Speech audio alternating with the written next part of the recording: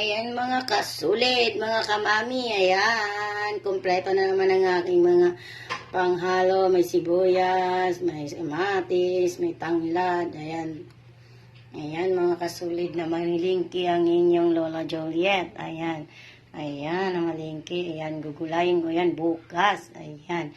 At saka tignan nyo mga kasulit, ang ganda-ganda ng aking nabiling saging na saba. Ayan. Piprituhin ko yan bukas para, gawin kong pamaypay para iwanan ko merienda ng aking dalawang anak. Kung uuwi ang aking panganay, ayan, makakain siya. Minsan lang yun sa bahay, kaya nagagalit ako. Kasi hindi niya nakakain ang mga niloloto ko pag nagloloto ako yung mga kasulid. Ayan. At ayan mga kasulid, meron pa ako dito.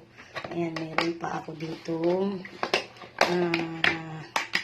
Binabad na ng, ayan, bunlis na bangus yan mga kasulid. Ayan.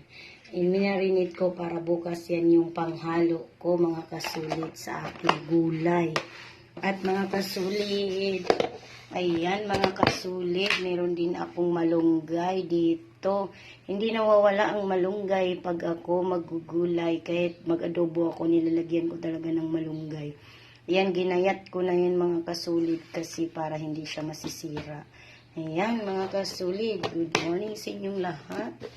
Ayan, ang nanay na nakapag-prepare na at nagmamadali dahil traffic na naman ngayon mga kasulit. Ayan. Yung yung meron kasi mga spray yan kaya binababad ko talaga ng asin yung ating ubas at yat bumili din ako mga kasulid niyan. Ayan mga kasulid para may pagkain ng aking mga anak habang wala ako. At ang mahal ng prutas ngayon mga kasulid, ayan lang mga kasulid, pero magkano naman halos magto-250 na yan. Ayan mga kasulit.